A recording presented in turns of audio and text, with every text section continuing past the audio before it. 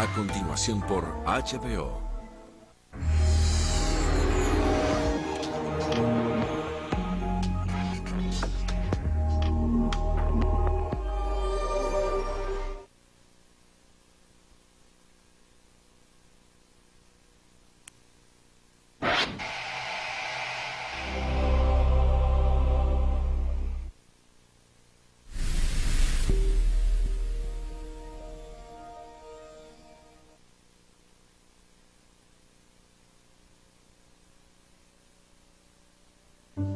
I can't shoot this one.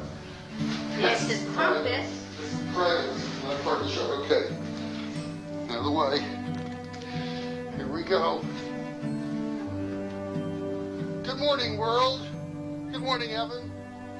Mikey. I shot at Mike. Good morning, Mike. Good morning, Dee. Good morning. Good morning, Michael. Where do you want me to stand for the shot? Where do you want me to stand? Right here? A little back. Take another step back? Yeah. Big step back. Oh, no! Oh, I'm so mad now. Oh. We'll see you later.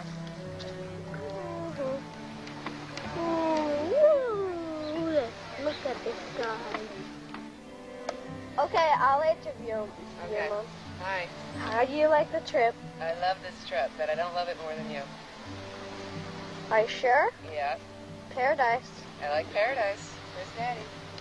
Dad, Yeah. what do you think about the trip? Well, you know, I'm really glad you asked me that question, Evan. 'Cause I like this trip so much. You know what it makes me do? What? It makes me want to jump right over you. Whoa! Very impressive. Yes. So now we're going to get the house. Here's Michael's room. And we're getting closer to Michael, the sleeping baby. How do you like the trip, Michael? So now you have me, your cameraman. Am I good or am I bad? Where I'll have that in 5.5 seconds.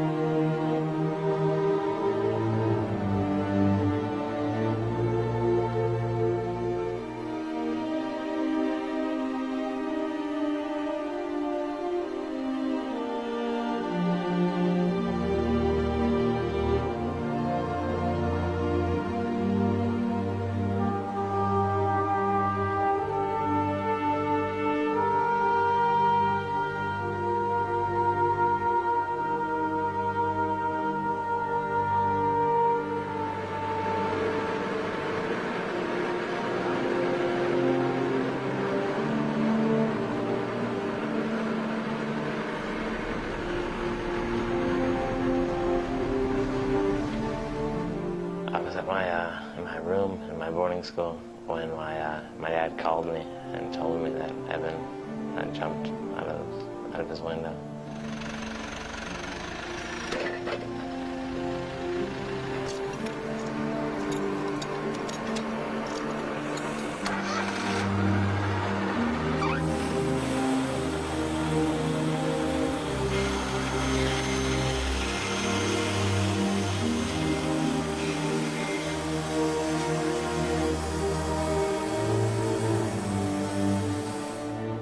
It was sort of the third week of school, I think, that he chose to take his life.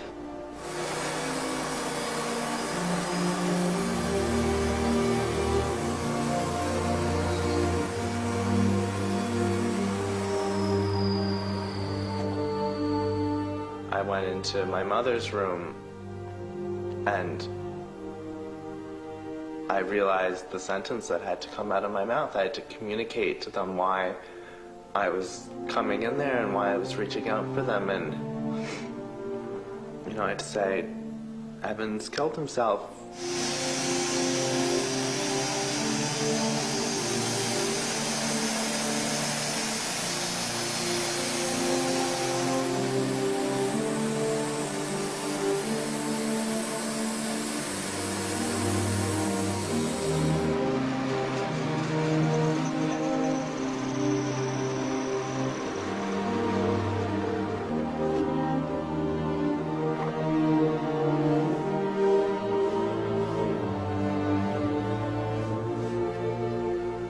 One of the things that you do, I think, or at least that I do unconsciously, to avoid things that are really too painful to confront, is just block them out. How can you understand doing that? It doesn't seem possible. What on earth has happened to make your son so miserable that he doesn't want to be there anymore?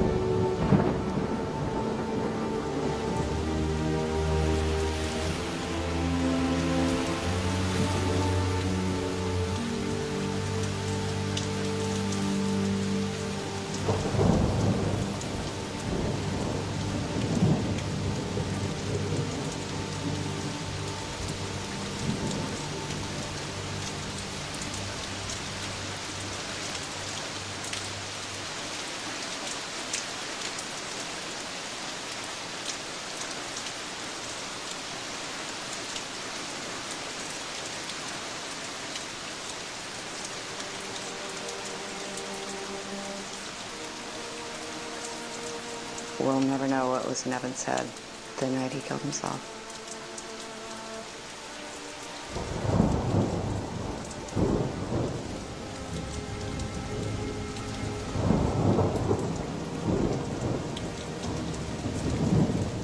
The mystery will always be what his thought was when he was on the ledge. You know, as he put one foot over the window and made that decision. Maybe he started to realize that his mental illness was so powerful and that he couldn't win.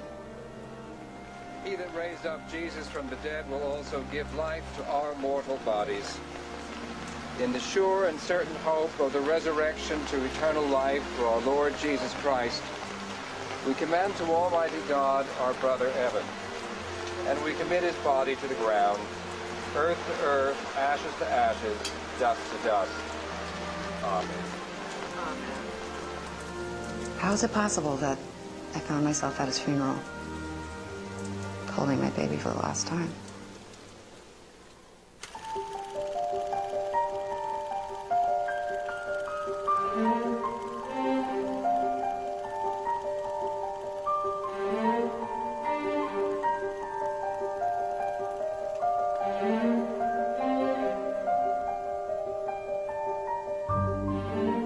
The day Evan was born was the happiest day of my life.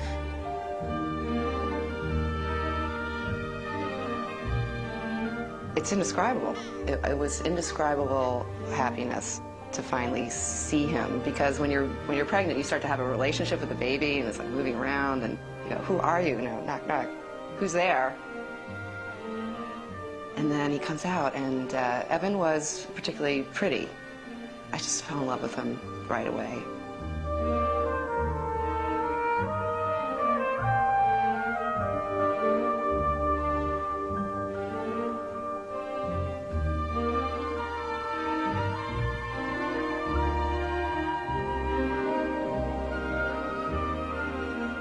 Well, I actually filmed Evan getting born, and I was very excited. As I recall, I gave the camera to the doctor, and then he did a shot also.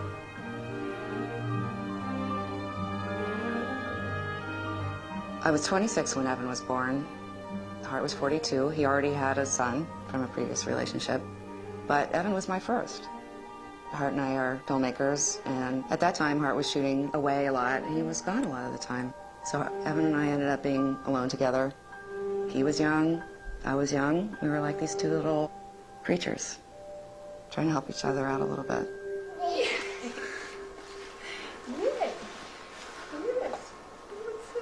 Okay, we want to have an interview with the mom. So, Mom,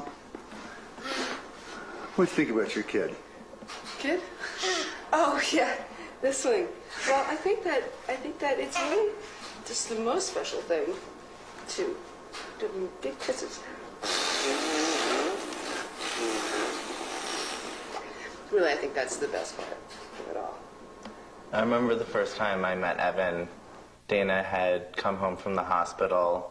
I think I had actually been away with my mother while he was born, and my dad came and picked me up at my apartment. I was living on Mercer Street with my mom, and he said, "We're going to meet your little brother." There's this photograph of me taken during my first encounter with Evan, and my expression sort of sums it all up. It's, what the fuck is this? Sort of holding this baby in my arms, thinking, you know, where did he come from? So who's your brother? Nicky. Do you like your brother Nicky? Yeah. So how old are you, Evan? I'm old. Older. You're older? How old? Way old. Look at Daddy. Look at Daddy's camera when you say that. I'm way old. You're really old? How old? Way big old. Are you big? Yeah. How big are you? Real big? Big as a dinosaur? I remember his first word that he used over and over and over again was no. And we used to joke it was no because he heard the word no so much, because as soon as he was walking around, he would get into everything.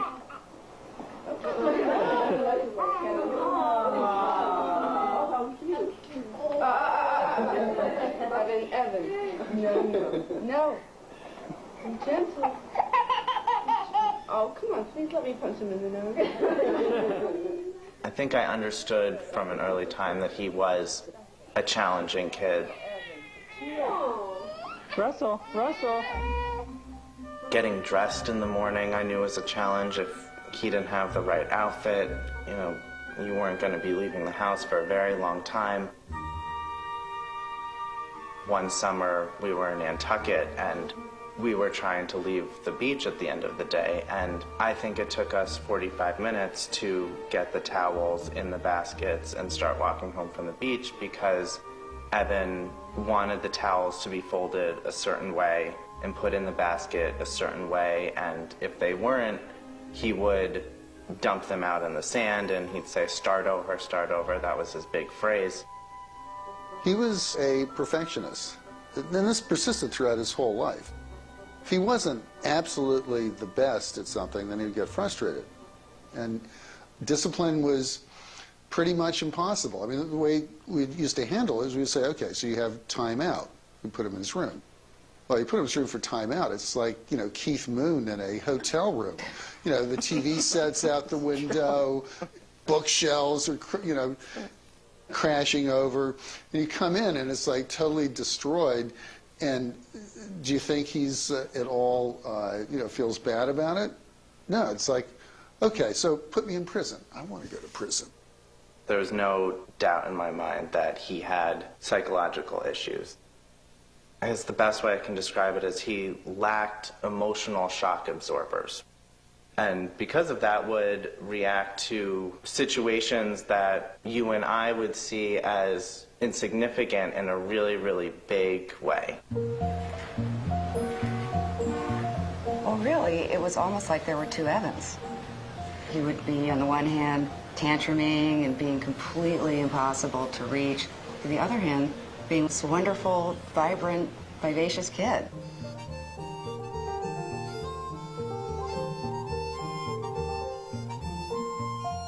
Hello. Hello. What's your name?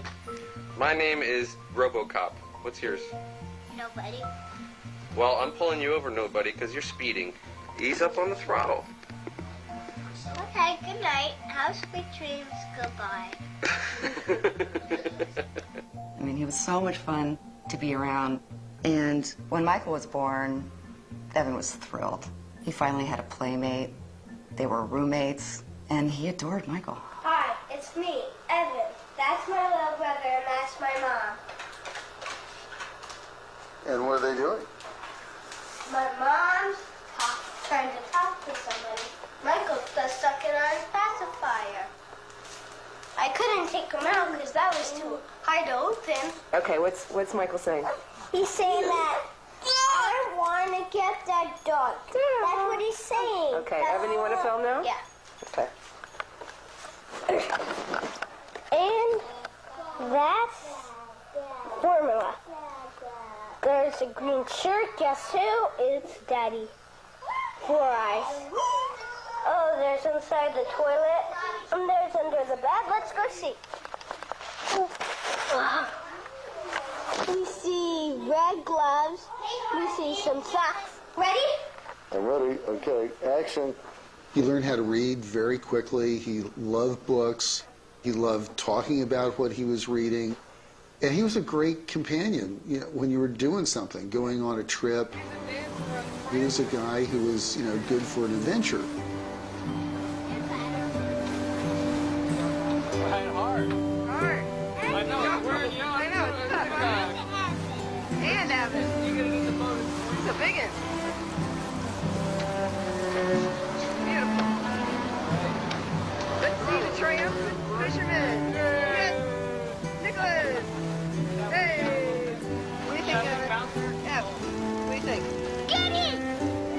Hi, Tim. Oh, poor baby boy. He needs to go to mommy for help. Evan was incredibly affectionate. He was very physical, very cuddly, always sort of cuddling up. Ev, are you a little baby still in mommy's tummy? Huh? You haven't even been born yet, have you? You have to take that intense sweetness and, you know, sensitivity and just completely upend it into the darkest, scariest,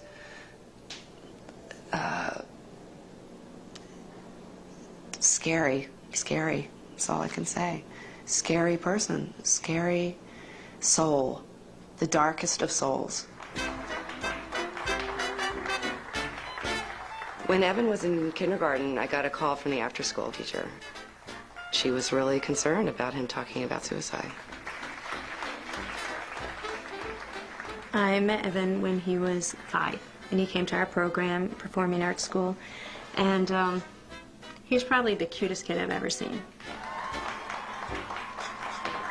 You try not to have favorites, but sometimes it just happens, and he happened to be all the teachers' favorite. He was just one of the most loving, creative kids I've ever met. Very righteous, and everything had to be fair. And if someone was giving anyone a hard time, he would be the first one to break it up and say, do you think that was fair? It wasn't fair. But when he was 5 and he was in the younger group, he was obsessed with dying. You know, jumping out the window and saying, I'll kill myself. And he said a relative had done that. Every day in group he would bring that up. And he would say, I want to jump out the window. He would say, I don't care if I die. I don't care. And I said, well, what about me? And he said, well, I'd feel bad for you and my parents, but I wouldn't mind because I won't feel anything. And he would sit on my lap and have his arm, you know, around me, and he would talk about it. He said, no, I would jump out, you know, like, you know, without being upset, without, you know, just being loving and affectionate. And I said, Evan, that's just weird talk, all right? You know, come on, it's just weird. I've seen depressed kids, and I've seen, you know, hyper kids, but not kids who talk about, you know, dying. He was just curious about death and even obsessed with it. The thing about Evan's obsession with death was that it was so matter of fact. A lot of times it was just casual. We're in Hawaii.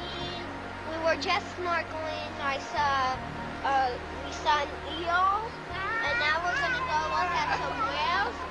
you can see Moby Dick, son. Like, I remember one time in Hawaii, we're just there, snorkeling or something, and he says something like, by the way, I've got a rifle. Don't say this at home, kids. So, what? I got a rifle. You got a rifle? Yeah. What do you need a rifle for? To shoot you. And you just go, what? Like, what do you need to shoot? I mean, that's not really funny. It's not really expressed in a way that seems attention-getting. It seems like, yeah, this is what I think about. 1997, Evan Perry. Perfectionistic, obsessive, doesn't like to have things. I stopped writing there. Good athlete, popular. When he was 5, we did start seeing a psychiatrist. Doing well in school. Last year, fighting, etc. And very early on, he diagnosed depression in Evan and put him on Prozac. We talked about Prozac, September 25th, 97. That was the heyday of where people were just really discovering depression in children. You know, before, I don't know when I started out training, people didn't really think children had depression. It was just thought children don't get depressed, period. Well, I think I remember when you prescribed Prozac, I was pretty surprised. That was, I'd never heard of that. That was like a really big thing. Positive, strong family history of depression on both sides. Should I say this part? Or skip this? Parental uncle committed suicide, age 21. Your brother, yeah. Talks about death and murder. He was just scary. I don't know what to say. He had already made a suicide attempt. Which one? Ran to window and threatened to jump in front of parents, I wrote. Defiant, rebellious, banged head, threatened to kill parents and brother. I want cancer. Well, he was such a baby, you know, in the beginning. He had such a baby face, and he was such a kind of pink kind of baby kid. And then it was that kind of visual contrast between the, you know, the demons inside him and that kind of sweet look. At one point, I'd say Evan was about maybe 7 or 8.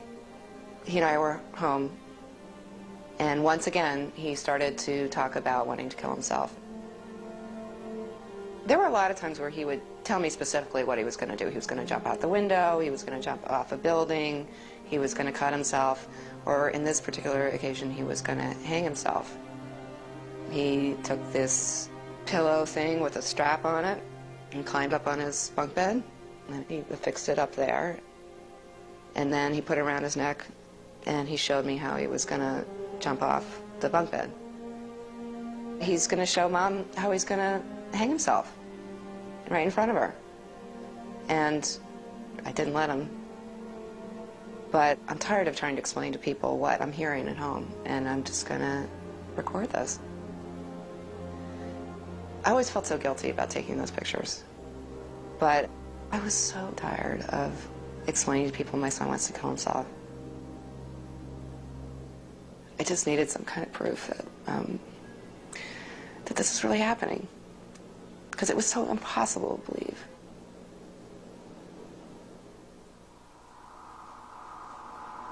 Oh, God. Is this when he tried to hang himself? Yeah.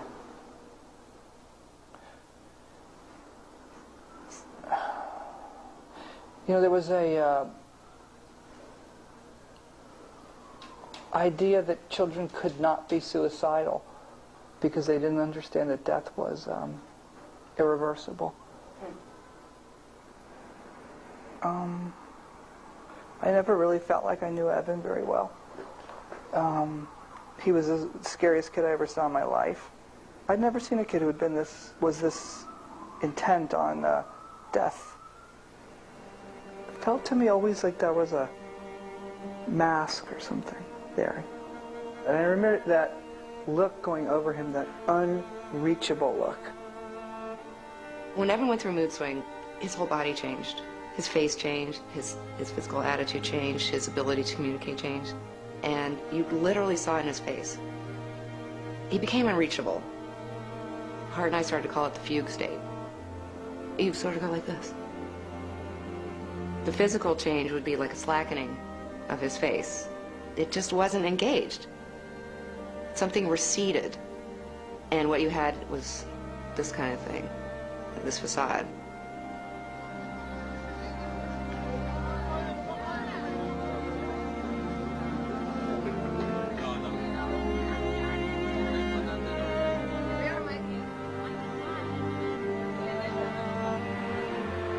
Some whales are real curious. They come right up to the boat.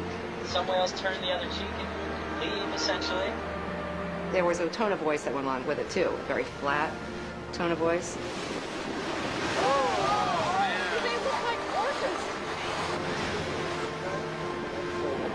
Where'd you see the whale? Yeah, it's not supposed to happen. Pretty exciting seeing the side of the whale, wasn't it? Yeah, it was. Well, they weren't fun. He could be very sullen. Yeah. Oh, what do you mean? Yeah, I am. 5. This is a 6. This is pretty exciting for He definitely acted like a teenager at a very young age. You hungry? Yeah, I want a peanut butter sandwich.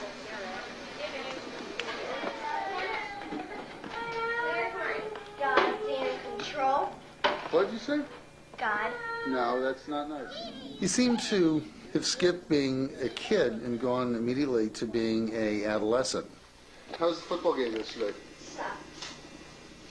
That's the kind of thing you expect from your 15-year-old. You know, you're not the boss of me, and come on, give me the car keys, and where are you going out? You know, what'd you do in school? Nothing. I mean, that seems normal. In a 7-year-old, it doesn't seem normal. And he was very teenage. He was, along with that, though, he's also very sophisticated. Here's my hour. Absolute power. He did not have a Britney Spears phase. He did not have a Backstreet Boys phase. He went straight to Dylan, Neil Young, Nirvana, and he wrote a lot of songs. Would have been dead if I didn't get the message going on in my head. You asked me how, I told you. Said, wow, take it now since you learned it. That how. His lyrics touched on things that you can't imagine a kid that young would even think about. You would think it's all a freeze. If I could be cutting myself on the neck, threading you with my knife, saying you're gonna die tonight. Well, that's because I'm depressed, not the less curious, furious. So somebody kill me, please. I'm standing on my knees. Somebody kill me, please. Pretty, pretty, please. I'm standing on my knees. Biscuit. It's because I'm depressed. Okay, that's it. When he was maybe 8 or 9, he kept a journal, and I saw it and took it out and started reading it, and there were these poems in it essentially saying, I'm prepared for death, I'm not afraid of death, these really deep poems. And I was probably 15, 16 and going through my moody phase, and I remember thinking, wow, these are thoughts I'm having right now. I felt there was something really powerful going on in his mind, that he had a sensitivity, a maturity that was way beyond his years. There's one play that Evan wrote, and his character was a depressed kid who just saw the negativity in everything. Hey, kid. Yeah? It's not raining anymore. Just give it some time. Just give it some time. We'll start up again. When he was 10, he said, let's do a play about someone dying, a boy dying. I said, well, what kind of story is that? He said, what? It's a story about a kid dying and all his friends, and they miss him. How am I supposed to live without you? You're my big brother. Who's gonna take care of me? Walk me to school. Calm me down when I'm upset. Please, don't leave me. We'll be there for you. It will be okay. I'll walk you to school. I can't leave him. Evan came up with a story that didn't make any sense, just someone died. And, you know, that they cry. You said you would always be there for me. Well, I need you more than I ever have right now. I think he wanted the play to be about the boy dying, which obviously was his character, and to be able to see it in a play that everybody loves him.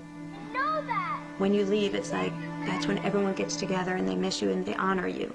He will always be with us. You don't have to look here or in heaven. Look in your heart and he'll be there. So we decided to do the show, and that's when, you know, Evan attempted, or came close to attempting suicide at PS 11.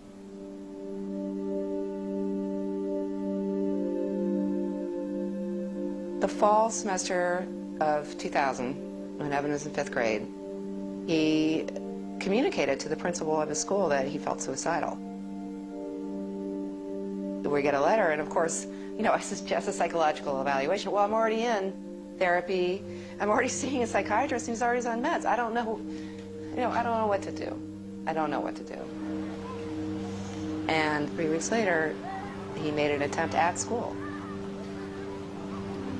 I got a call at my office. This is Mr. Delmonico from PS 11. This is about Evan. He said, it's very serious. You need to get here. And I'm like, you have to tell me what's going on. He said, he's up on the roof of his school, PS 11. It's probably 6 stories. And he took a chunk of pavement about the size of a hamburger and threw it down onto the playground where the other kids were. One of the teachers went out on the roof, and there was Evan, perched on a ledge, and Evan told him that he wanted to kill himself, that he was going to jump. The teacher told him that life was worth living and what was good about Evan, and that he was loved, and eventually Evan came down on his own. By the time I got there, he had been brought down into the principal's office, and we were there in the principal's office, and we decided to go straight from there to an emergency room. One of the residents asked him, do you know what it's like to be dead? He says, yeah, everybody gathers around and talks about how great you are. And for me, it was like, this is my worst fear. He is like my brother. My younger brother, Scott, committed suicide by asphyxiating himself in a car.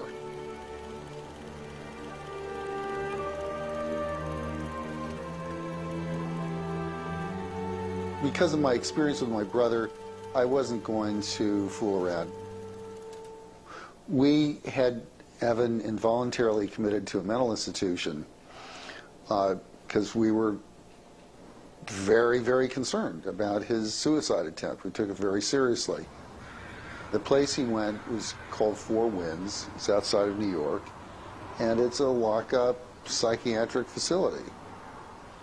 Evan was brought in by ambulance after having an incident at school.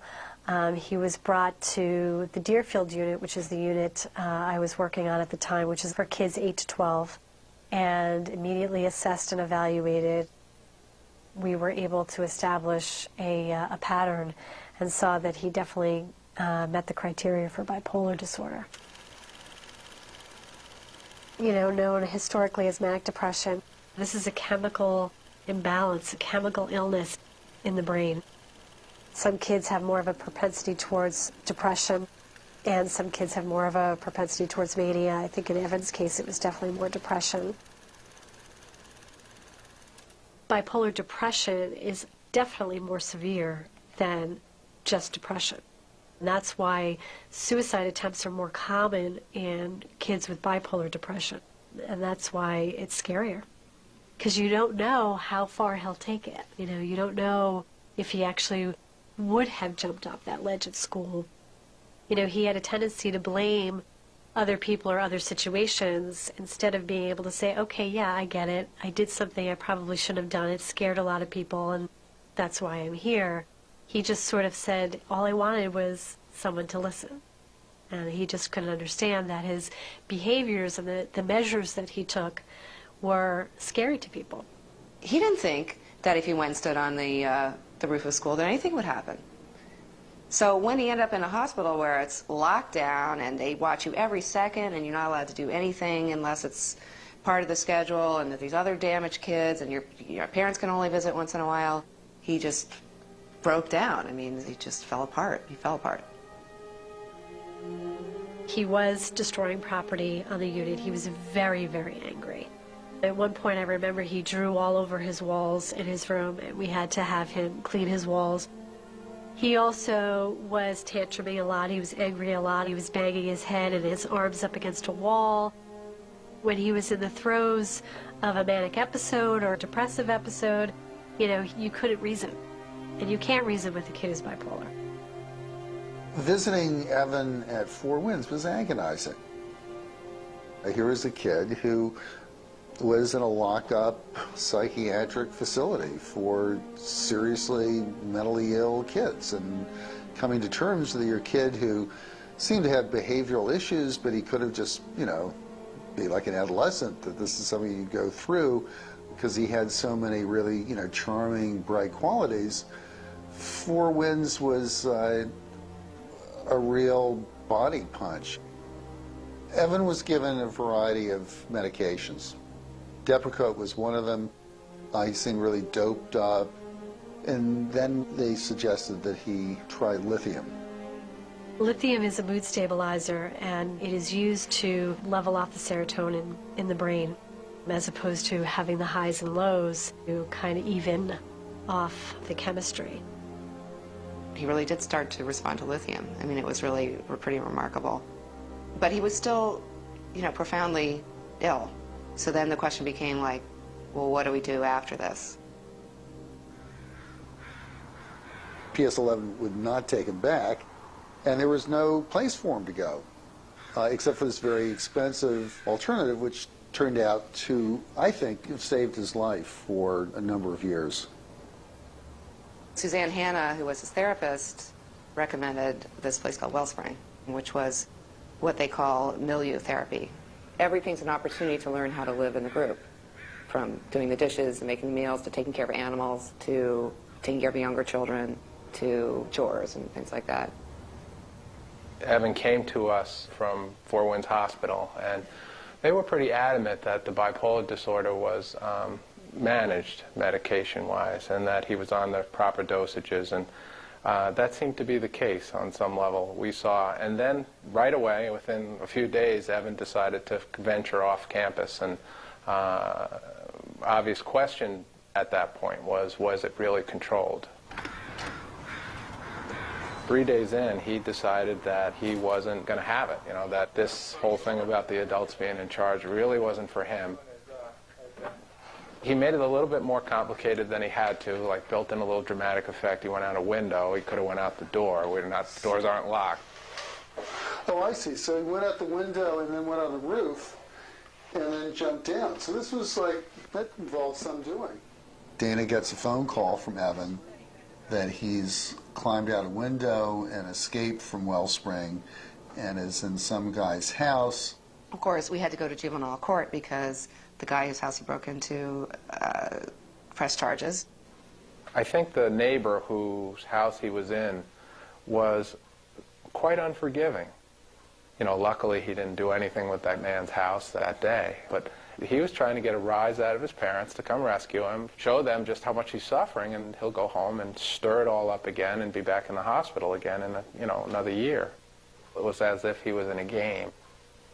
It was an important event, and it really kind of marked that need for a switch, that Evan really needed to be held accountable for the relational damage he was doing. So that event was a microcosm of what had happened in his life. He wasn't being held accountable on some level for the damage he did to you all. That was the first night we were here. You sat right here, right? Yeah. As I recall, you had us in first and kind of gave us a little heads up, and then Evan came in and had us, I think, sit in our laps. Right. And you told him you to talk to him really honestly. Right. And he did. And it was It was like this incredible relief because I had permission to say what I was feeling without being afraid of breaking him. You know? I remember. And you were like, really? Yeah, I was like, really? Well, if I tell him that I'm afraid I'm going to find him dead, he'll explode. Right. And the world will end, and, you know, all this stuff will come rushing out, and it will be poisonous, we won't be able to survive it. And I think to all of our amazement, we not only survived, but started building, you know, on that. Finally, he started to work with the therapy at Wellspring. And slowly, bit by bit, he started to come around to their philosophy. We came frequently for, sessions where we learned how to communicate as a family with Evan and with his unique needs. It was like learning a new language. They basically say that children are responsible for their actions. Let's put it really simply. If you make a mess, you clean it up. Whether it's a physical mess, like you've spilled something, you need to clean it up, or an emotional mess. I remember coming here and seeing Evan working on that stone wall over there. For a child to think they cleaned up their mess and they made something a little better, rather than feeling like you were punished or you had consequences or whatever. But in this case, you get to feel like you really repaired something, and maybe it's even better than it was before. I think what happened at Wellspring is that they encouraged Evan to be a boy. I think a lot of their philosophy is to let children be children. When he came, he was kind of running the show. You know, he was in adult conversations, and he would much prefer being with the staff than he would with the other kids. He really needed to be a kid again and just have fun and relax and forget about all those bigger issues. Especially for Evan, who was really acting like such a teenager at such a young age. It was a miracle to see him get past that facade of I'm too cool and to just be pure boy. And I remember a time seeing him at Wellspring playing in the yard with pure boyness, that boy essence, which is what you need at that age. It's a beautiful day, you're throwing a ball with your friends. Early on, I'd say in the first 4 weeks or so, he began to earn weekend passes. So the weekend of Michael's birthday, he finally got released, and he was at the birthday party, and I remember looking at him and thinking, oh, he looks like a boy. And the old Evan would have been too cool, he would have been turning up his nose, he would have been sneering, he wouldn't have in a million years let the clown paint his face. Okay, never. He allowed himself to be a kid.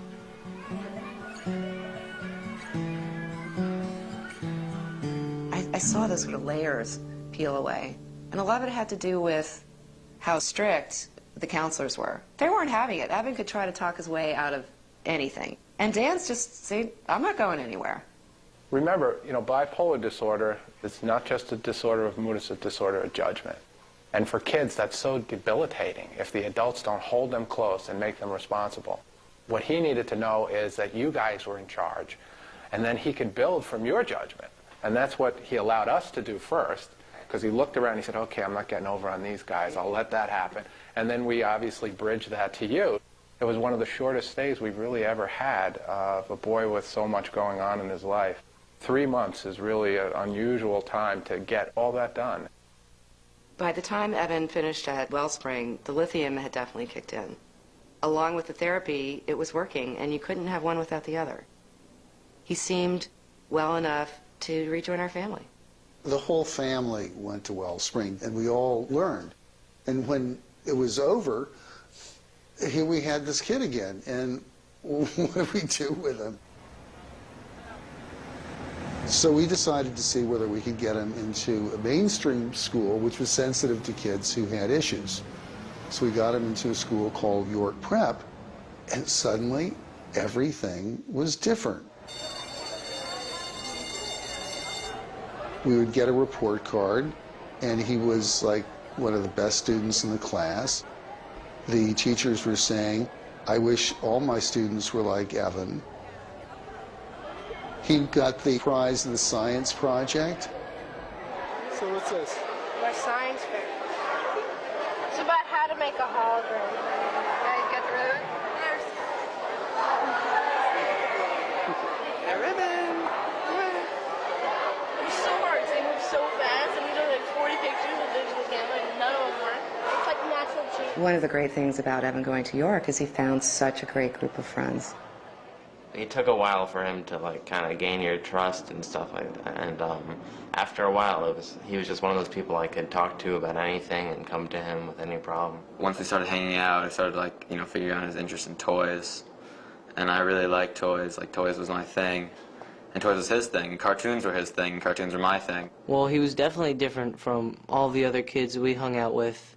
Nobody seemed to have strong opinions like him. He was really set in his ways, and once he had an idea, he wasn't going to let it go. A lot of stuff people say in high school, they don't really mean, or they're just trying to be popular. But, like, you know, Evan, he would just go right into it. He wouldn't hold back. What I liked about Evan was that he was really creative and like was interested in a lot of things that not just TV. Like a lot of kids were just watching TV, and he was making TV. Evan had various, you know, movie ideas. When he was younger, he wrote me into shooting them. Guys, shut up! Okay, ready? 3, 2, 1, action. Hi, I'm Adam Luke, and I'm here to host a new reality TV show titled What It Takes to Be an Astronaut. There's a certain amount of chaos that was involved in the creation of him. All right, Redneck, and then Gabe, you have to say something. You're the Chinese ADD, don't forget. Okay. I go to space all the time. Spaces. No gravity. No, okay, I'm not Chinese, because it's too hard to be Chinese. And You're Chinese. You have ADD. Where's the ADD? ADD, no Chinese. Do you know how long it took us just to get through these 3 lines? Oh, you did? I'm just trying to play a little more serious, okay? You. Who are you supposed to be? It doesn't really, at this point, it doesn't matter. I want to do the whole thing over again. What do you mean the whole thing? Because I was...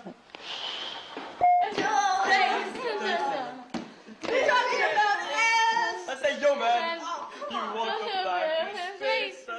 All the films we were making were all disasters.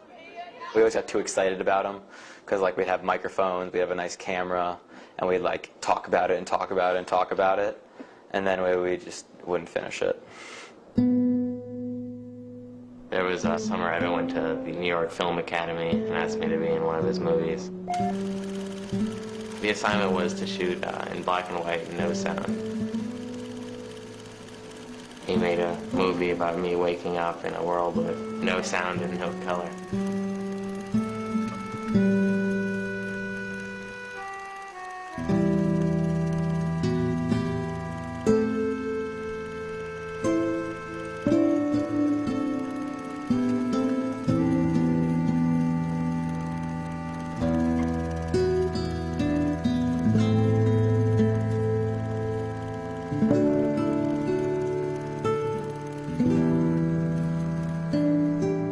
I never knew that there was anything wrong with him. He took medication. I had no idea.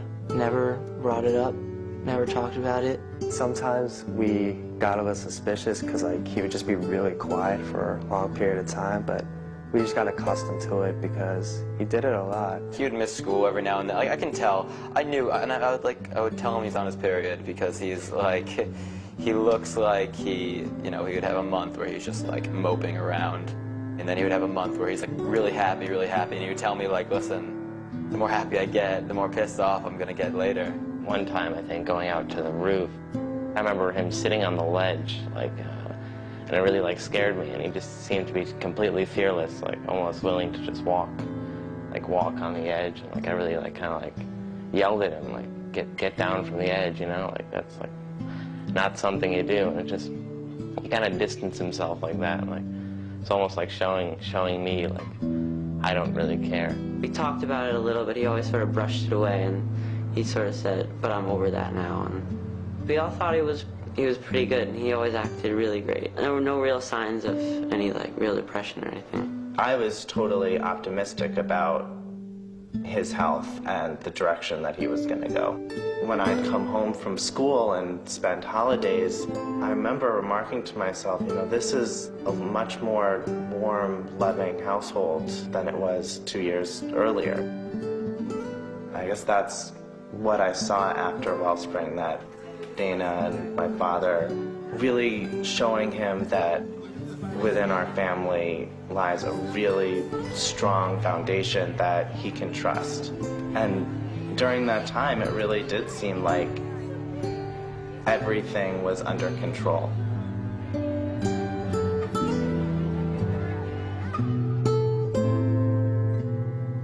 As the years went by after Wellspring, and he continued to be the top student in his class, he continued to have good friends, that there weren't any big issues, I thought that maybe he was cured. You know, maybe he's going to have a life. You know, I'd go with Evan to visit his older brother at college, and Evan was like looking at college and thinking, well, I can do it. I can have a life like this. You know, as the years proceeded, I was not thinking that maybe the telephone was going to ring. I was thinking that, hey, this kid is different from my brother. He's got a shot. My brother, there'd never really been a diagnosis. He was a successful suicide. And that was my big fear about Evan. From an early age, both Scott and Evan, they were overwhelmed by their emotions. With my brother, you know, I'd learned how to, you know, be his guide. You know, we went to the same school, we went to the same college, we were very close. And I've been my brother's keeper up until the point, really, where he started living with Martine, his girlfriend. Well, Scott was fun. He was brilliant. He was very creative. He was a great skier. He was an athlete. We went skiing together. We really had a lot of fun, and I was totally seduced when I met him. I knew he was taking medication all along, and I knew he was seeing a psychiatrist. He was getting some help.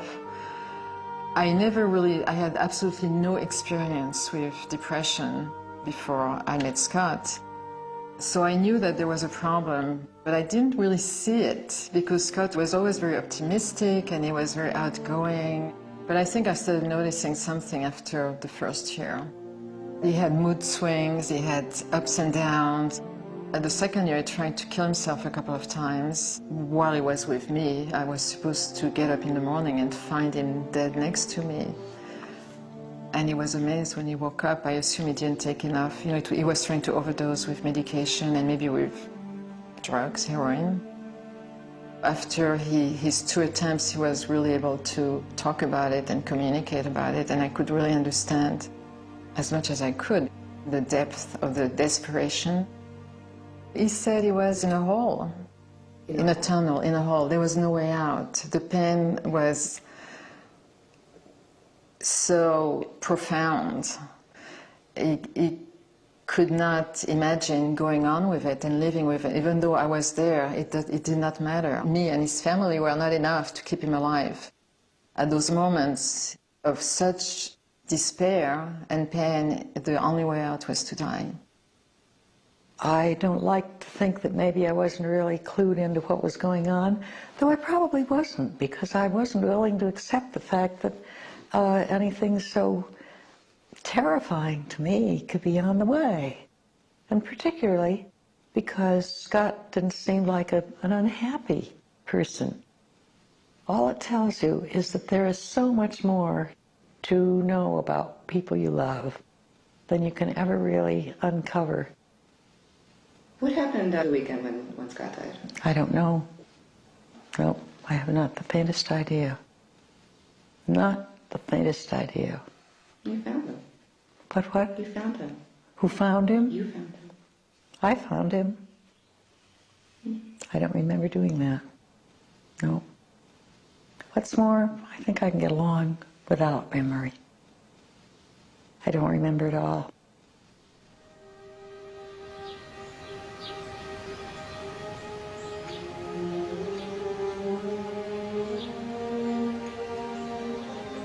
I think it was a Saturday. We came for the weekend up here, 4th of July weekend. Scott was totally normal, fun, nice. Suddenly, it was a beautiful afternoon, and we said, "Where is Scott?" Scott was not around. I knew something was wrong. So I said to Billy, "Well, I'm going to go to the caretaker's house and see if the gun is still there." Because I knew that the caretaker had guns, and Scott knew that he had guns. So I went there, and Billy went in another direction. I couldn't get inside the house because it was locked. I don't exactly remember, but I knew he didn't have the guns. When I came back, I saw Billy, who came back, and her lipsticks were smeared around her mouth, and she said, "I just found Scott." And she found him in the Jeep, in the car, near the carriage house. And what he had done was take the hose from the vacuum cleaner and put the hose from the exhaust pipe inside the car.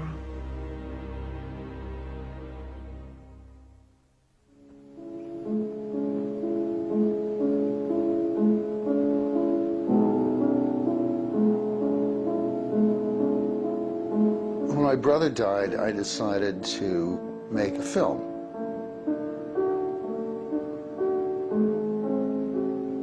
It was too painful for me to really deal with his suicide. So I made the film about a sculptor friend of my mother's who came from Spain to make a sculpture for the grave. I documented the process of making the sculpture and the installation.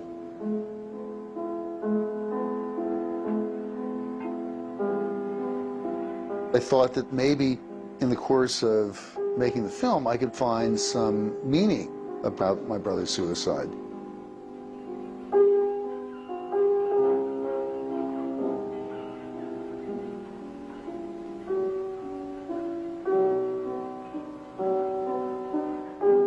It took me about 7 or 8 years to come back to normal. I was mutilated when he died. I was mutilated. Half of me was dead. Completely dead.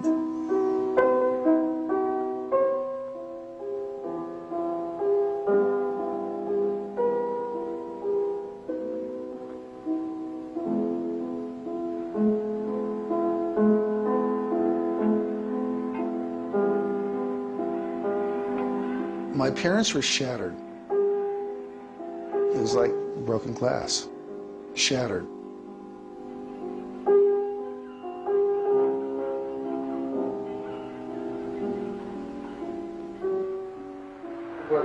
What did happen to him? Well, he obviously committed suicide. Why do you think he did? Why did he do it? Well, he was in a terrible state of depression. And what brought on the depression, I don't know.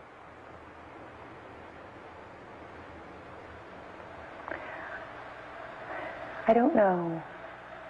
I don't know.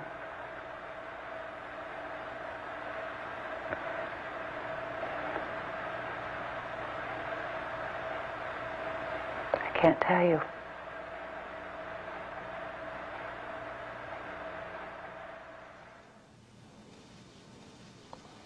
I can't tell you. I can't tell you. The words don't exist to tell another person how destroyed part of you has been. They just don't exist. I can't tell you, but I can tell you that it's something you never recover from. What is true is that life goes on, but not the way you wanted it to, and not the way you planned for it to. But you don't recover. I don't think.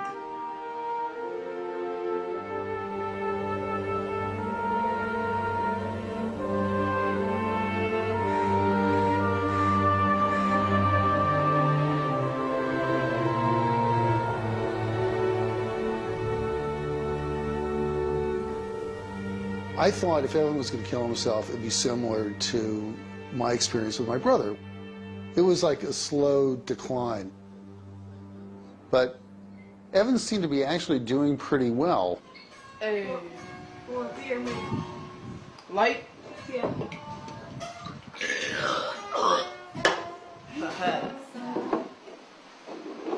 So why are you out so late? I'm here to see the Kiss concert, man. Kiss rules! Kiss rocks! Rocks! He said, now watch him leave. Hey!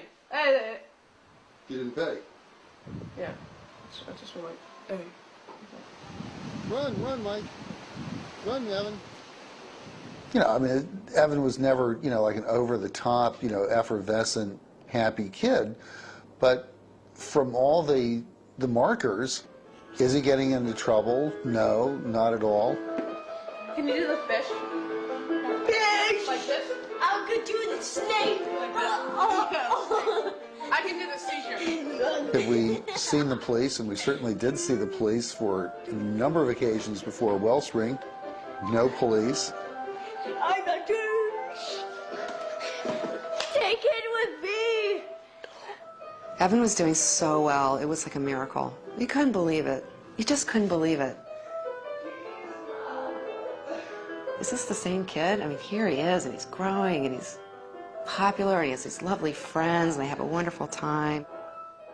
Suddenly there's hair there, and his jaw gets firmer, and he's taller than I am, and he's a man. He's a young man. Very handsome, very popular with the girls, but not really all that interested in them. His voice went from like this to this. Like, you're in the shot. Like,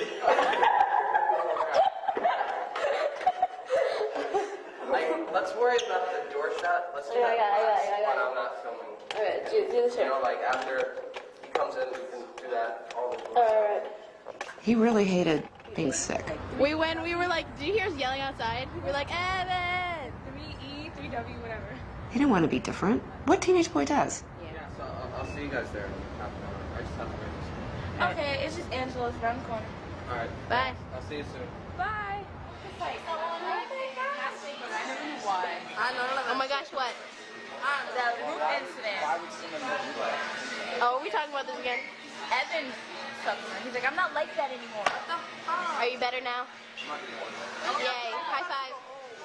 A lot of the time he seemed really out of it to me, and I really attributed that to his drugs. Because I remember going through a turnstile door with him and him sort of just stopping in the middle or not really paying attention to what was going on around him, and I'd stop and say, what is it with this kid? And I'd say, oh, well, he's taking lithium.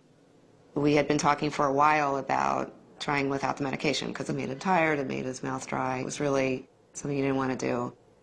So we said, okay, you know, you really want to try this? And he really did. And the doctor said, okay.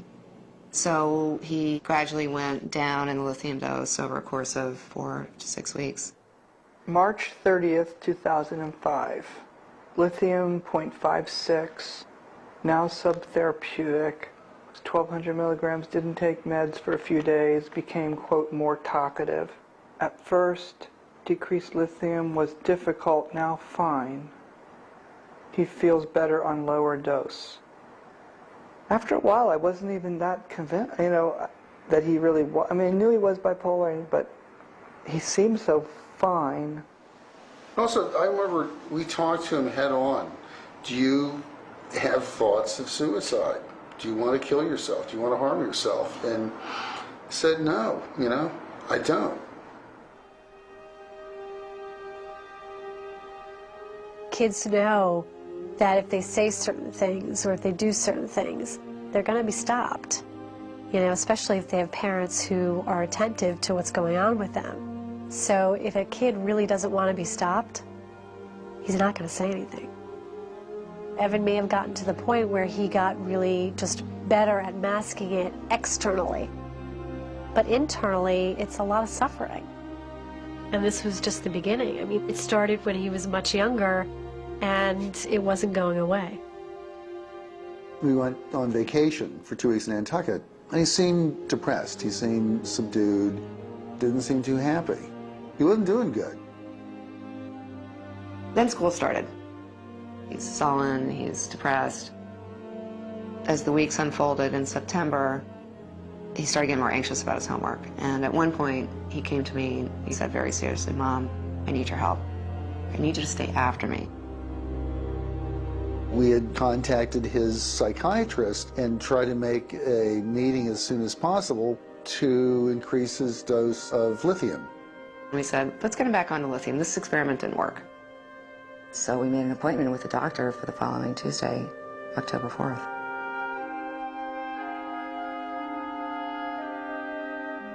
We hung out with him that Friday night. We went to another teen club, me and Nick. We invited Evan to go, but he just didn't want to. I mean, it might have been his curfew or whatever. He just didn't want to go. And we didn't think it was that big of a deal. We were just like, whatever, so go home. And so there's nothing really beforehand that we could have seen. I think if someone is that sure that they want to do that to themselves, they're going to hide it from someone, you know?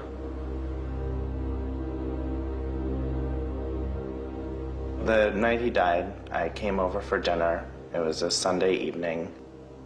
We're all eating together, and I know Evan had some homework that was unfinished, and he was being a little obnoxious about not wanting to do his homework and started putting his feet on the table, and, you know, his mom was nagging him about his homework. And they had a tiff, and he was mad. The fight was very intense, as it often was, and, you know, really just deeply intense. I was doing the dishes, and I was hot, you know. I was tired of this. And he goes up the stairs, and he said, "Mom, I hate you." And he shuts the door. He locks it. Leaving that night, I didn't think anything of it. He wasn't behaving in any way that would make me think this child is going to end his life tonight. Not in a million years. I mean, on my good days, I've acted worse than him at dinner. By this time it was around 10 o'clock, and I went into our bedroom with Mikey, and we were both reading. Just reading for a little bit, and I go to check in on Evan, and he's unlocked the door. I go in, he's sitting in his underwear on his bed with his computer. And, you know, I came over and I said, "Well, how you doing? What's happening?" And he said, "I'm fine, Dad, I'm doing my homework." At his computer, it looked as though he was doing his homework.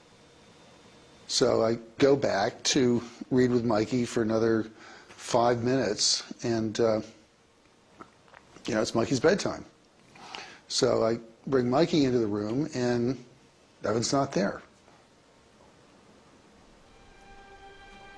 I immediately thought that he had jumped out the window.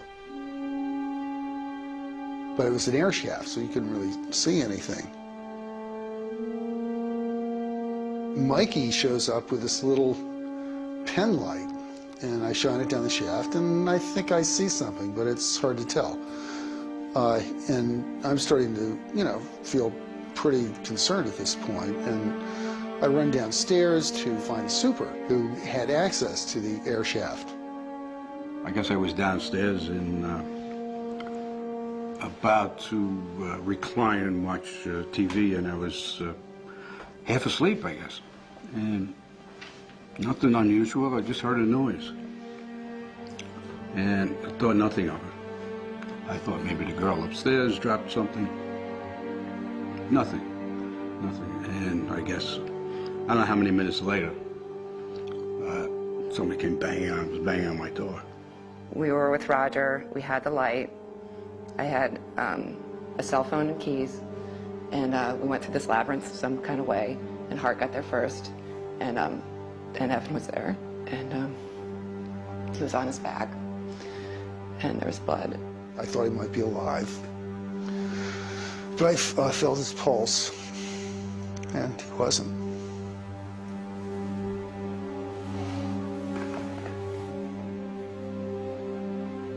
So it got pretty chaotic. I was screaming, "Evan, Evan, Evan, Evan, Evan, Evan. You know, Evan, please." And I went, and Hart was in front of me, and I said, "Get out of the way, I want to get him the mouth to mouth. I want to move away." And he said, "Dave, just go the paramedics are coming, go upstairs, take care of Michael, take care of what's okay. And he was very calm. I called Nick to come and look after Mikey and Dana because I had to go to the hospital with Evan. I was there comforting Michael and we were praying. And I thought maybe he'll live. Maybe he's just broken some bones and maybe he'll live. And at some point, I don't know when, but you know, Nick showed up. We pulled up in front of the house. There were police cars outside. It was like, this is fucking real. This is real. And I walked into the apartment and there were police officers downstairs. You know, they looked at me and started approaching me to say, you know, who are you? And I pushed them out of the way and just ran to Dana. And Michael, what's so amazing is he kept saying, Mommy's gonna be okay, Mommy's gonna be okay, Mommy's gonna be okay, Mommy's gonna be okay. And we're just holding each other, and then, you know, and then Art called, and I just knew immediately what happened, and he was dead. I just couldn't believe it. So then Gene drove me to the hospital, and he was at St. Vincent's where he had been before. And I was taken into the room where he was on the stretcher. And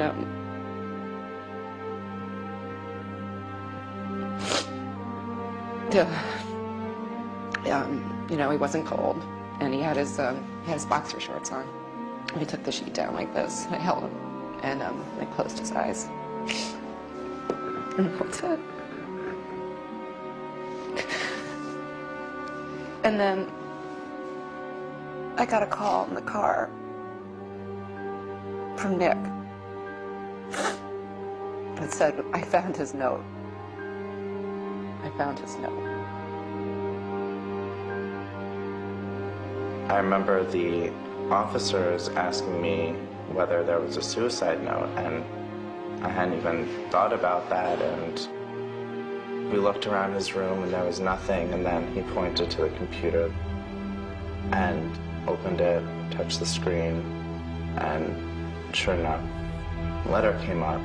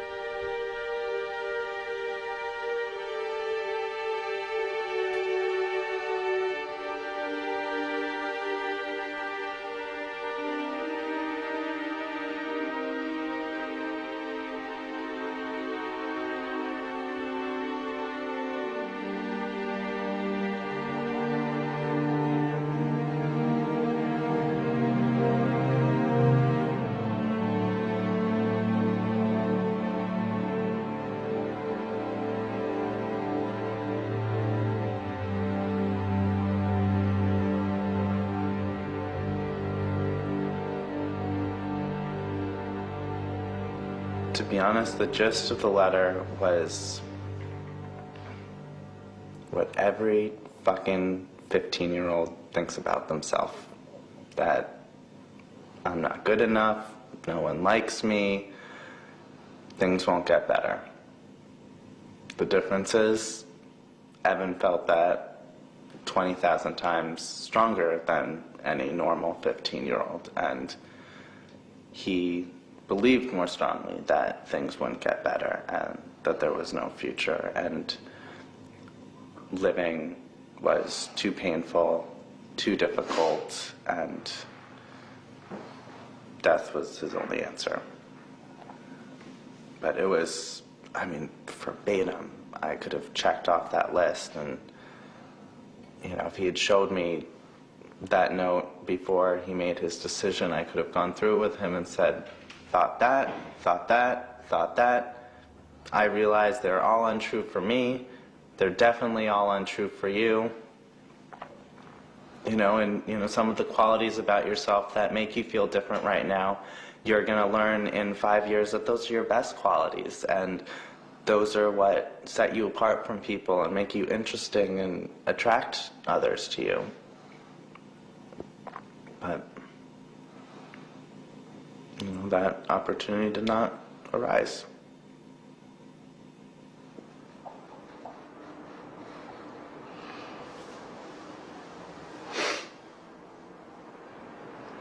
So what do you make of that? I think that he foresaw, he must have been getting a glimpse of adult life, and that he foresaw that he was not going to make it in the way that he wanted to make it. You know, in psychiatry, the bipolar is our cancer. It kills people. You do everything you can, and some people can't be saved. And probably we could have saved, definitely we could have saved him for a while. But he would have gone off his medication. All these kids do, they all go off them. And when he went off, he just went so fast. Maybe his illness was changing into the type where people really do get crazy. He never talked about any of this. Any of that? No. Nope, he never talked about any of this. He denied feeling it, he never talked about any of this. Never did he say anything like he didn't trust his friends. But this is crazy talk. Yeah, it's crazy I mean, talk. you know... Crazy talk, but it's done so sanely, numbered, and so precise. This is what makes me so mad with all the portrayals of mental illness that you see on TV and movies. It's like raving, crazy, foaming at the mouth, not, you know, sanely sitting there, hyper sanely, typing this, you know, horrible thing out, just methodically, already knowing he was going to do it. You know, that's insanity.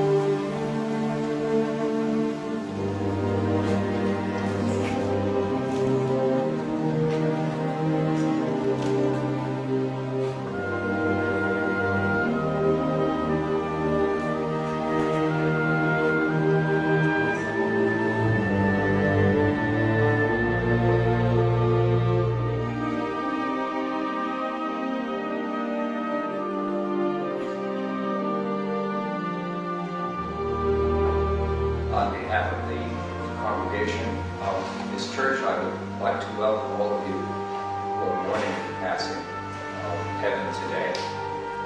This is a place... When I went to Evan's funeral, I felt that I was going through the same thing again. It was like a repeat. It was the same church. It was the same family. It was that little boy 35 years later. And Biddy was with me, Scott's mother, and Evan's grandmother, and Hart's mother was sitting next to me and hanging on to me. And she would say during the ceremony, she would say, Martine, why did Scott die? Why did Scott kill himself? And, you know, she knew that she had a son who committed suicide and who died, but she could not remember.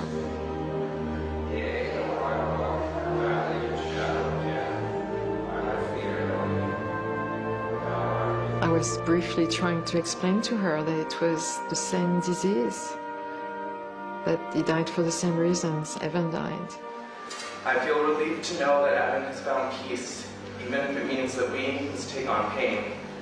Through his memory, we realize the extreme precariousness and preciousness of life. We must cherish and savor the lives we have, the relationships we enjoy, as much as we can, for as long as we can.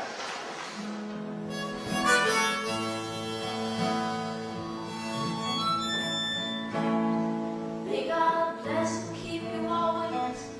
May your wishes all come true. May you always do for others that others do for you. May you build a ladder to the stars, climb on every rung, may you stay forever young. A lot of time before I go to sleep, Sometimes I can't help but think about him. You don't want to, like, make everything depressed by talking about it every day, you know? But it's always there, you know? And you can't not talk about it. When I read his note, I could tell that it was spirit of the moment, and that hopefully at least he didn't mean some of the stuff that he said. His note, it didn't come from the other I knew. It was just depressing to see like just horrible stuff he said about not having friends, and I know, like, he didn't mean it.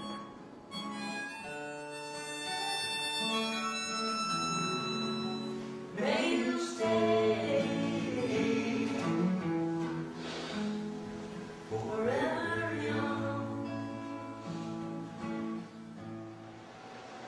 Into thy hands, O merciful Savior, we commend thy servant Evan. Receive him into the arms of thy mercy, into the blessed rest of everlasting peace, and into the glorious company of the saints in light. Amen.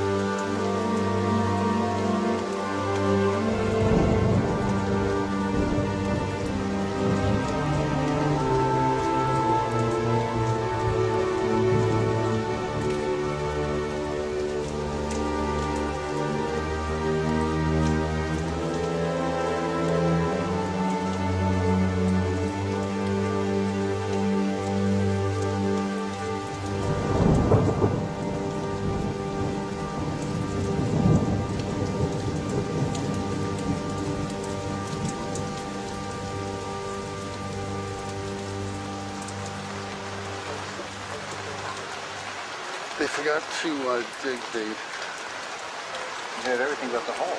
Everything but the hole. Forgot to dig the hole. Well, anyway, who would have told them where to dig it? I don't know how these things work. I don't know, you know.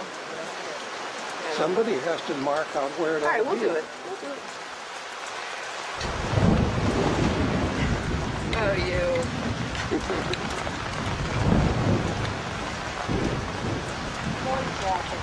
Oh, he's laughing all right. You better believe it.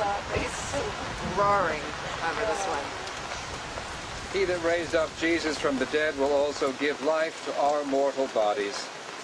In the sure and certain hope of the resurrection to eternal life through our Lord Jesus Christ, we commend to Almighty God our brother Evan, and we commit his body to the ground, earth to earth, ashes to ashes, dust to dust. Amen. Amen.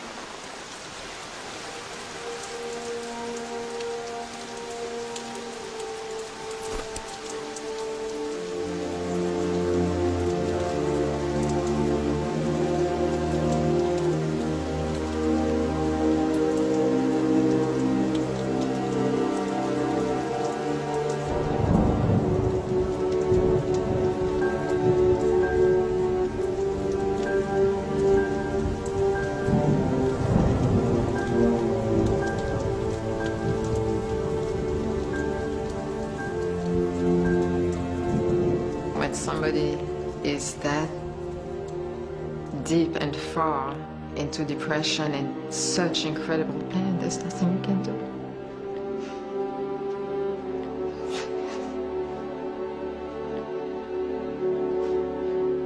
The survival is really very difficult. But anyway, you do the best you can. What is there? You know that. There isn't any choice. If you found one, believe me, dearie, pass it along. Because there is no choice. There isn't a choice to cope. There isn't. I have a family. and the people I love and people who love me, and you really have no choice but to get up and put one foot in front of the other. And basically, I think the thing that I think about most is I just can't believe it. I can't believe this. I can't believe it. I can't believe I'm sitting here. I can't believe that that I gave birth to this boy and raised him and buried him. I can't believe it. It's just a sense of disbelief. I don't know if I'll ever really understand that it's true, that this really happened. I can't believe it really happened. I mean, tell me it's a dream. I can't believe it. I can't. And I can't believe that the days continue to go by and that the world continues to rotate without him.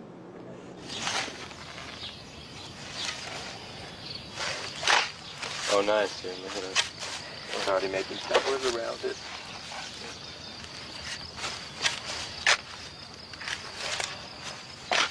This is the ground again. I hope this tree grows strong and proud and beautiful to remind us of Evan, and always provide beauty and shade for future generations.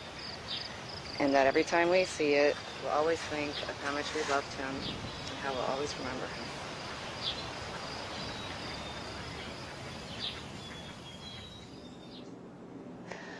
That's the part that is going to, I guess, change, which is that as time passes, I'll begin to believe that it's true, and that basically what I have left of him is the 15 years that we had, and that there was beauty in that, and joy, and that maybe there's a lesson, or maybe we can learn something, or communicate something. But you know, in terms of coping, it's just, you know, it's our choice. I don't have a choice. There is none.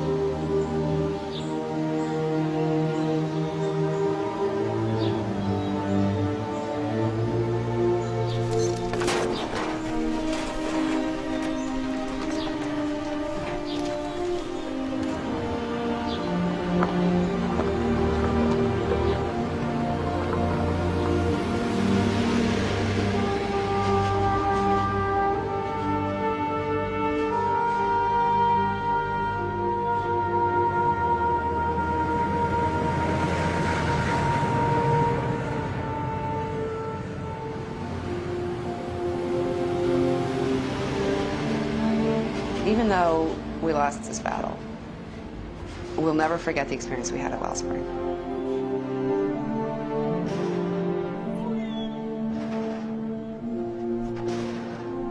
I volunteered to make beams for the barn at Wellspring,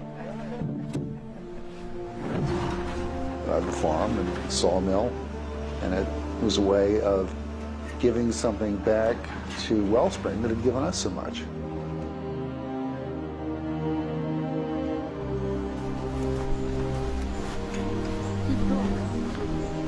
And that's going to be a building where other kids are going to be able to get the kind of therapy that Evan got. These beams here, these are ours, all the side beams, and look at that inscription over there.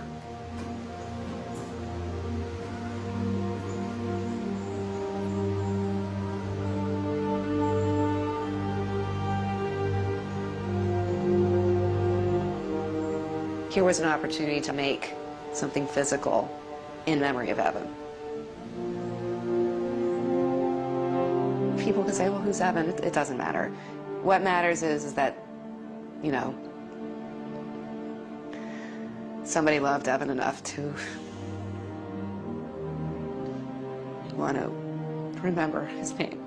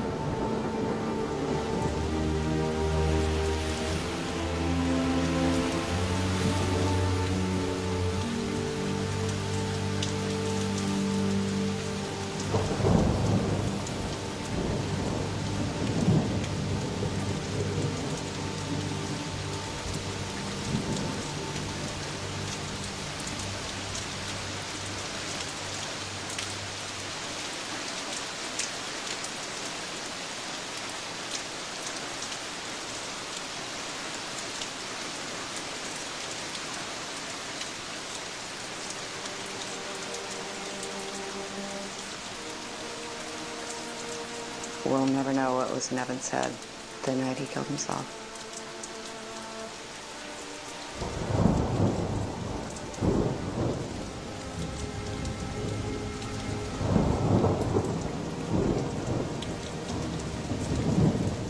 The mystery will always be what his thought was when he was on the ledge. You know, as he put one foot over the window and made that decision. Maybe he started to realize that his mental illness was so powerful and that he couldn't win. He that raised up Jesus from the dead will also give life to our mortal bodies. In the sure and certain hope of the resurrection to eternal life through our Lord Jesus Christ, we commend to Almighty God our brother Evan, and we commit his body to the ground, earth to earth, ashes to ashes, dust to dust. Amen. How is it possible that I found myself at his funeral, holding my baby for the last... Out of his window.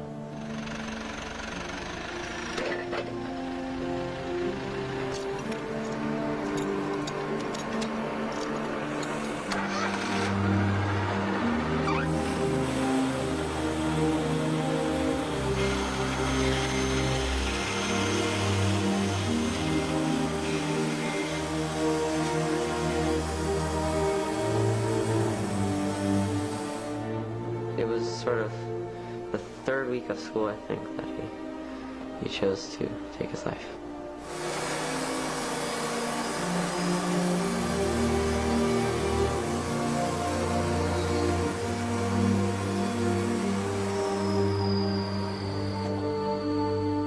I went into my mother's room and I realized the sentence that had to come out of my mouth. I had to communicate to them why I was coming in there and why I was reaching out for them. And, you know, I had to say, Evan's killed himself.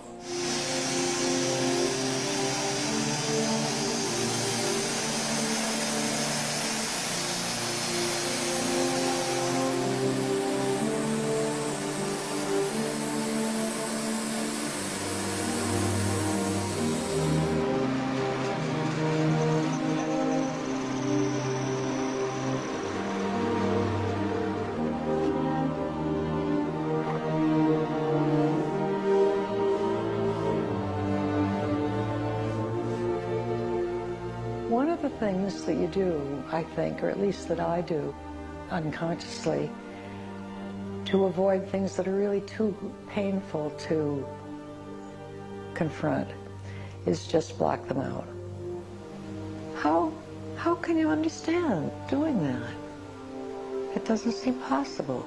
What on earth has happened to make your son so miserable that he doesn't want to be there anymore? It's time.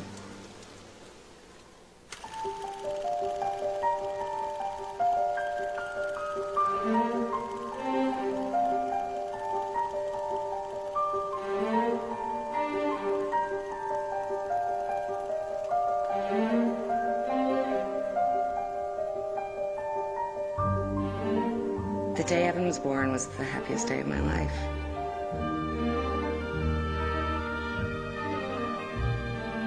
It's indescribable. It was indescribable happiness to finally see him, because when you're pregnant, you start to have a relationship with the baby, and it's like moving around, and you go, who are you? No, knock, knock. Who's there? And then he comes out, and Evan was particularly pretty. I just fell in love with him right away.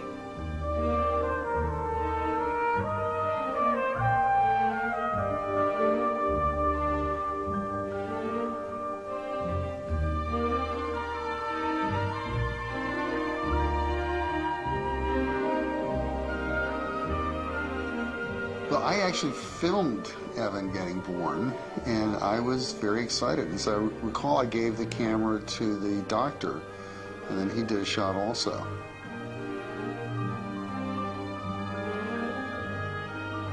I was 26 when Evan was born.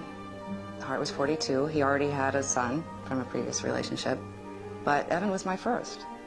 Hart and I are filmmakers, and at that time Hart was shooting away a lot. He was gone a lot of the time. So Evan and I ended up being alone together. He was young, I was young. We were like these two little creatures, trying to help each other out a little bit.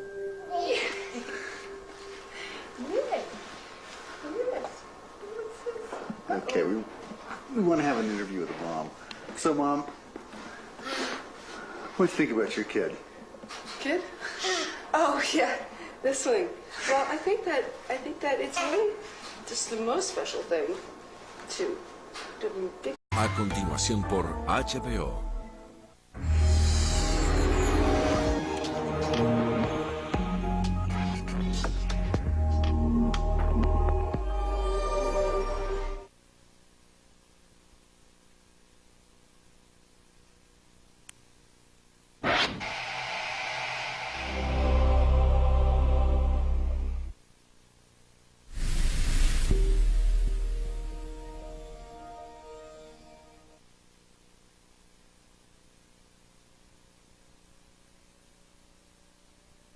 I can't shoot this, Glenn.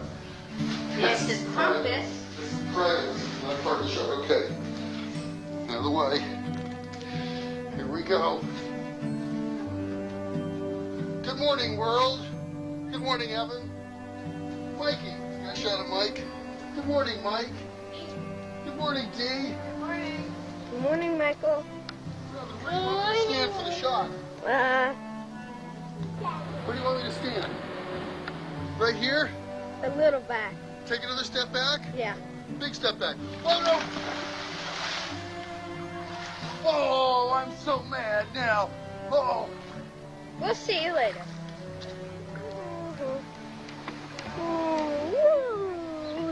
Look at this guy. Okay, I'll interview Okay. you, Mom. Hi. How do you like the trip? I love this trip, but I don't love it more than you. Are you sure? Yeah. Paradise. I like paradise. Where's Daddy? Dad? Yeah? What do you think about the trip?